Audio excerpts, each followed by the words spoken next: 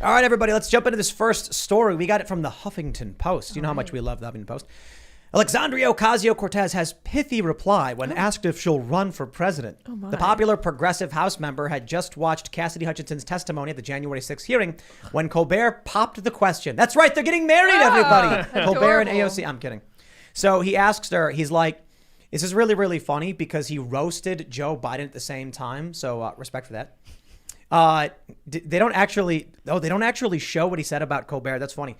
He said no matter how many times people ask Joe Biden if he's going to run for re-election and he says yes, they ignore what he says and then ask other people to run.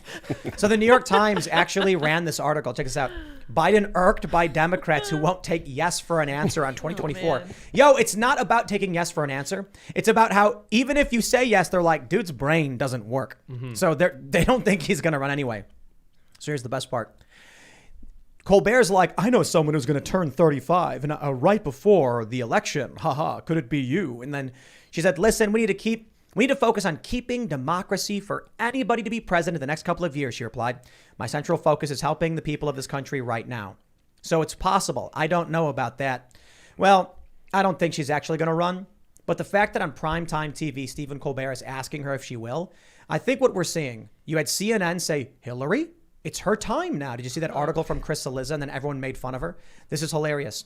One of her former campaign strategists came out and said her polling is actually, her numbers are, or ratings are worse than Trump's.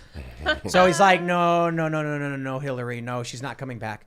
I think the Democrats and the corporate press, they're desperate to try and find someone. I think the goal of asking AOC is so that they drop the stone in the water to see where the ripples go. They make the statement. And now they want to see how the press handles it and what the reaction from the public is. Yes. They never said she's going to run. But what happens if all of a sudden people start saying, yeah, AOC should run, and then there's big fervor and fire under it? Then they'll be like, oh, yeah, okay. So they're testing the waters, trying to see who they can get. And I got to be honest, when I heard that Colbert asked if she'd run, I'm like, out of all the Democrats that are available, she'd beat them all. Save Michelle Obama, maybe. But Gavin Newsom, AOC would do better. Oh, yeah. Well, I think there's an important point here. So if the Democrats know anything, that they're starting to realize that they don't have that much of a shot in 2024 if trends continue. There's not much hope for their party right now. And so it could be possible that what they would plan on doing is putting up some throwaway candidate in 2024 who's anti-establishment and actually relatively popular with their base, so that next time an election comes along, when a Democrat actually does stand a chance of winning, they can go, we tried this anti-establishment person. The people weren't interested. They lost. We're not going to run them. Or they can use this as an opportunity to raise AOC's profile. That too. Right now, she's just a popular House member. She's not a senator. She's not that big. A presidential campaign run where they expect to lose can push her up to a very prominent public space at the national level. Am I in this conversation already? Absolutely. Yeah. Jump in. Yeah. Okay, good. We got to debunk this right now. I can't stand it. This whole facade that AOC is anti-establishment. Fair enough. Is a complete scam. They want to run her as anti-establishment. Exactly. But I want to say that exactly the ploy that they're running is that when you say you're socialist, then you're anti-corporate. Mm-hmm.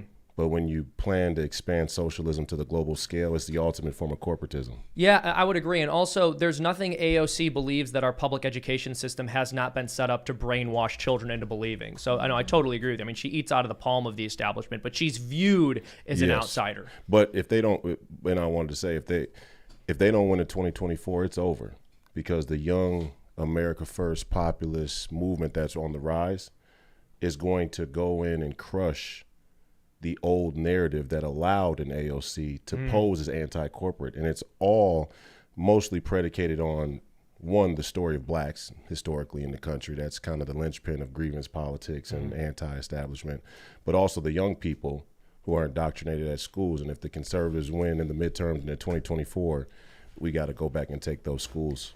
I think we're headed towards there's a strong possibility of hyper-racialization happening in the next several years. Yeah. There was a viral thread where this dude said, there are young white men in school being told that they're the oppressors.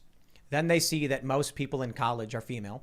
Then they see that, when they apply for a job, they're like, we're not hiring any white men.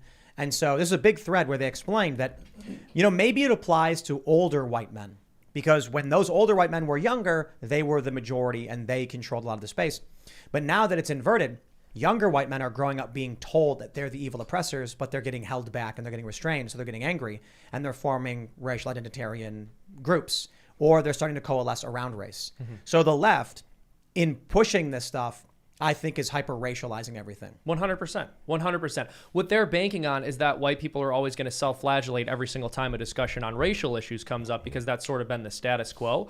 But ultimately, at some point, white guilt runs out. So it's generational. It's generational memory. What people don't understand when it comes to politics, they talk about like the pay gap, right? Yeah, but for which demographic? The pay gap exists for sure among boomers. The pay gap exists among millennials, but it's inverted. Millennial women make more money than millennial men. Yeah. Millennial women are more likely to graduate college than millennial men. Yet they keep pushing a narrative as if it's the younger generation suffering what the older generation went through. And that's going to cause a serious problem. Because in these stories, whether it's about leftist racial identitarianism, creating more white identitarianism, or social issues that were relevant 50 years ago not being relevant today, and then punishing young people today based on the grievances of the past, you're going to raise a generation with an inverted system, which causes oppression, which causes anger and animosity. The only difference is right now, they're telling the young majority, white males, that they're evil and oppressors, and then restricting them. But these young men don't know anything about the civil rights movement. They didn't experience it. They weren't part of it. They don't know anything about slavery, Jim Crow. They weren't a part of it. They don't know anything about the Klan. They're not alive during a time of the Klan, and they weren't a part of it. But they're still the majority. So what happens when you raise the majority and tell them that they're evil oppressors, and you take from them, you make it harder for them? They're going to come out in force. They're going to vote in force. And then it's really going to flip. Pendulum's going to swing hard in the other direction. Bunch of kids that believe they're evil oppressors grow up to become evil oppressors. No, that's not what I'm saying. Well, that's also going to happen. I'm saying that it's possible. A lot of them do. It's that this 17-year-old white kid is like, you said there's a pay gap. Why do all the women make more money? You said that men are privileged. How come I can't get a job? You said that men are privileged. How come the women are the ones who are graduating from college? Right. How is it me? Because they do not live in the generations past. This thing where people are telling us one thing, but it's not right, like that the economy is doing great when you have like the speaker. Gaslighting. It's driving people crazy. It's driving me crazy. It's got to be driving young people crazy because they don't have the context I have, at least the outlet I have for the most part. Not that all of them don't, but I mean, it's got to be driving people insane. That's dangerous.